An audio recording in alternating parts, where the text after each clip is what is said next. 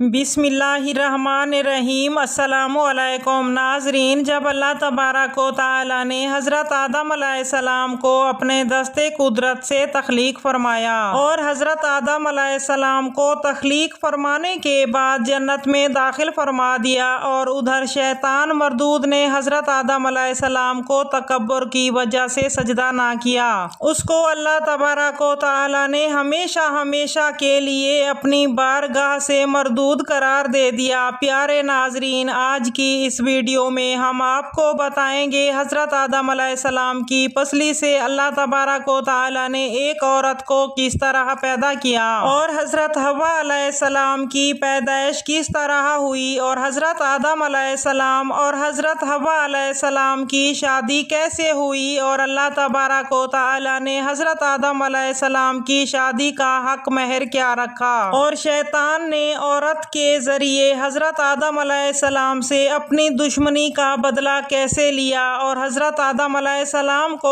کس طرح سے جنت سے زمین پر اتارا گیا۔ حضرت آدم علیہ السلام اور حضرت حوا علیہ السلام جنت میں کتنی دیر تک رہے اور جب حضرت آدم علیہ السلام روئے زمین پر تشریف لائے تو اپنے ساتھ کون کون سی چیزیں لے کر آئے۔ پیارے ناظرین، ان تمام تر سوالات کے جوابات قرآن و حدیث کی روشنی میں آج کی اس ویڈیو میں بتانے والے ہیں، لہٰذا آپ سے ہماری گزارش ہے کہ ہماری اس ویڈیو کو آخر تک ضرور دیکھیے گا۔ پیارے ناظرین، تخلیق آدم کے بعد جب حضرت آدم علیہ السلام جنت کے اندر تشریف لائے تو جنت میں اللہ تبارک و تعالیٰ کی تمام تر نعمتیں اور آسائشیں موجود تھیں، لیکن اس کے باوجود بھی حضرت آدم علیہ السلام جنت میں تنہائی محسوس کرنے لگے اور اداس رہنے لگے۔ تو اللہ تبارک و تعالیٰ نے حضرت آدم علیہ السلام کی تنہائی کو دور کرنے کے لیے حضرت حوا علیہ السلام کو پیدا کیا۔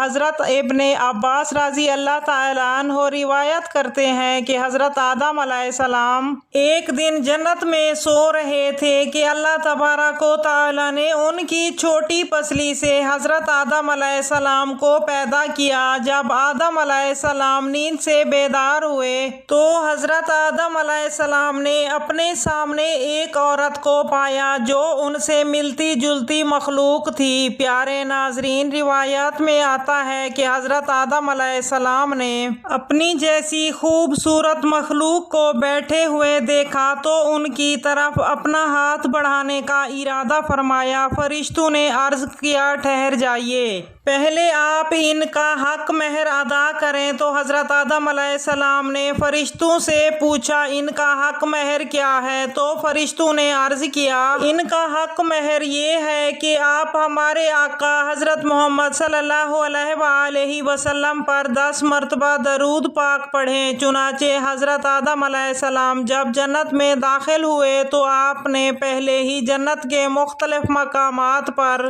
جگہ پر حضرت محمد صلی اللہ علیہ وآلہ وسلم کا اسم گرامی لکھا ہوا دیکھا تھا، کیونکہ حضرت محمد صلی اللہ علیہ وآلہ وسلم اللہ تبارک و تعالیٰ کے محبوب ہیں اور اللہ تبارک و تعالیٰ نے اپنے محبوب کے نام سے جنت کو سجایا ہوا تھا۔ چنانچہ حضرت آدم علیہ السلام نے حضرت محمد صلی اللہ علیہ وآلہ وسلم کی ذات اقدس پر درود پاک پڑھا اور یوں حضرت آدم علیہ السلام اور حضرت حوا علیہ السلام کا نکاح ہوا۔ پیارے ناظرین، روایات میں آتا ہے کہ حضرت آدم علیہ السلام اور حضرت حوا علیہ السلام 60 سال تک جنت میں رہے، لیکن ان کو حق زوجیت ادا کرنے کا حکم نہ تھا اور نہ ہی بچہ پیدا کرنے کا حکم تھا۔ چنانچہ اس طرح سے حضرت آدم علیہ السلام حضرت حوا علیہ السلام کی تخلیق کے بعد بڑے آرام و سکون سے جنت میں رہنے لگے۔ حضرت آدم علیہ السلام اور حضرت حوا علیہ السلام جتنا عرصہ بھی جنت میں رہے، اس عرصے کے دوران دونوں کو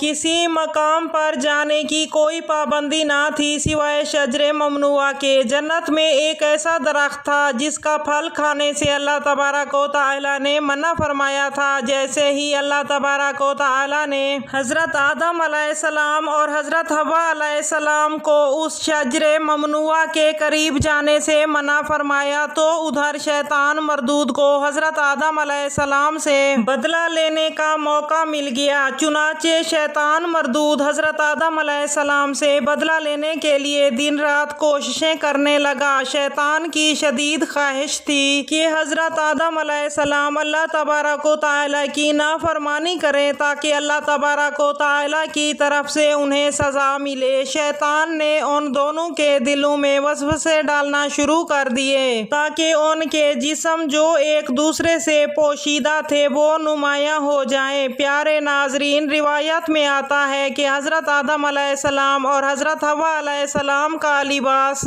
جنتی لباس تھا اور ان دونوں کے سروں پر تاج بھی تھا، اور ایک دوسری روایت کے مطابق حضرت آدم علیہ السلام اور حضرت حوا علیہ السلام کا لباس جنتی درختوں کے پتے تھے جس سے ان کا سطر ایک دوسرے سے پوشیدہ تھا۔ اب شیطان روز ان دونوں کے دلوں میں یہ وسوسہ ڈالتا کہ وہ شجر ممنوعہ کے قریب جائیں اور جس پھل سے اللہ تبارک و تعالیٰ نے ان دونوں کو منع فرمایا ہے وہ پھل کھائیں۔ چنانچہ شیطان نے ایک دن حضرت آدم علیہ السلام اور حضرت حوا علیہ السلام سے کہنے لگا کہ تمہارے رب نے تم دونوں کو اس درخت کے پھل کھانے سے اس لیے منع فرمایا ہے کہ کہیں تم لوگ یہ پھل کھا کر ہمیشہ ہمیشہ کے لیے زندہ رہنے والے نہ بن جاؤ۔ چنانچہ شیطان کی یہ شیطانی باتیں سن کر حضرت حوا علیہ السلام سوچنے پر مجبور ہو گئی کہ آخر کار اللہ تبارک و تعالیٰ نے ہمیں اس پھل کے کھانے سے منع کیوں فرمایا، جبکہ جنت میں کسی بھی مقام پر جانے سے اور کسی بھی چیز کو کھانے سے منع نہیں کیا گیا۔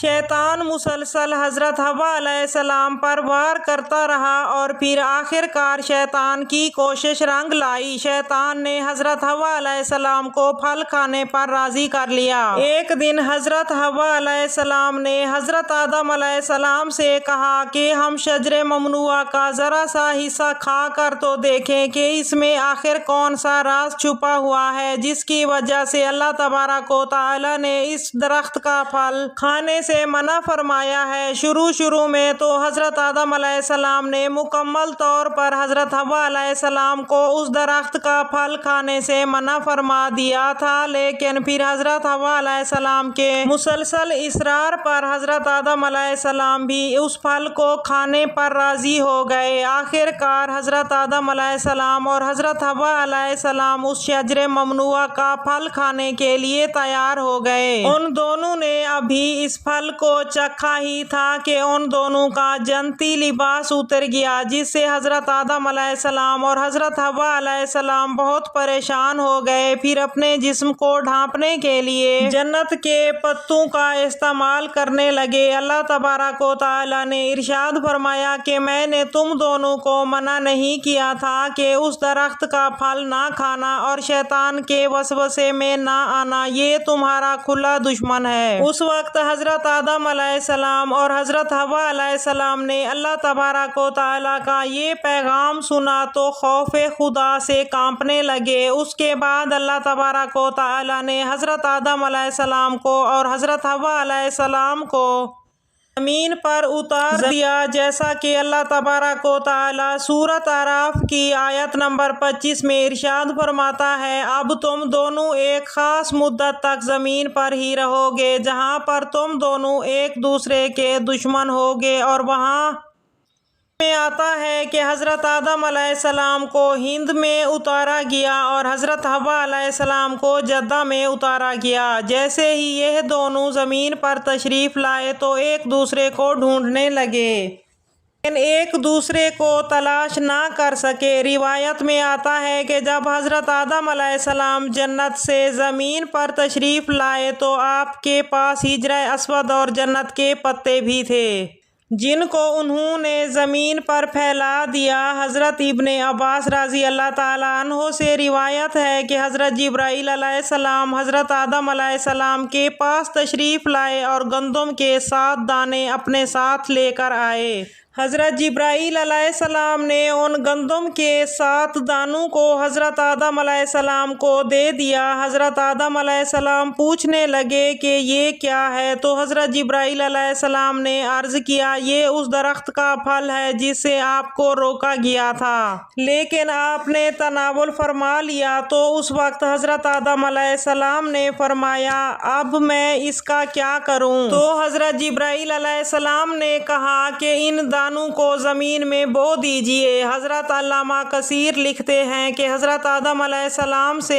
جو خطا ہوئی تو حضرت آدم علیہ السلام اس خطا کی معافی مانگنے کے لیے اللہ تبارک و تعالیٰ کی بارگاہ میں لمبے وقت تک روتے رہے اور اللہ تبارک و تعالیٰ سے معافی مانگتے رہے۔ چنانچہ ایک دن اللہ تبارک و تعالیٰ کو حضرت آدم علیہ السلام کی گریہ زاری پر رحم آیا، تو اللہ تبارک و تعالیٰ نے حضرت جبرائیل علیہ السلام کو حضرت آدم علیہ السلام کی طرف بھیجا کہ جا کر حضرت آدم علیہ السلام کو معافی کی منظوری کی خوشخبری سنا دو۔ جب حضرت جبرائیل علیہ السلام نے آ کر حضرت آدم علیہ السلام کو اللہ تبارک و تعالیٰ کا پیغام پہنچایا کہ اللہ تبارک و تعالیٰ نے آپ کی خطا کو معاف کر دیا ہے، تو حضرت آدم علیہ السلام بہت زیادہ خوش ہوئے اور اللہ تبارک و تعالیٰ کی بارگاہ میں سجدہ شکرانے ادا کیے۔ پھر اس کے بعد حضرت آدم علیہ السلام کو لے کر حضرت جبرائیل علیہ السلام مکہ مکرمہ میں آئے، جہاں پر حضرت آدم علیہ السلام نے کعبہ شریف کی بنیاد رکھی اور حجر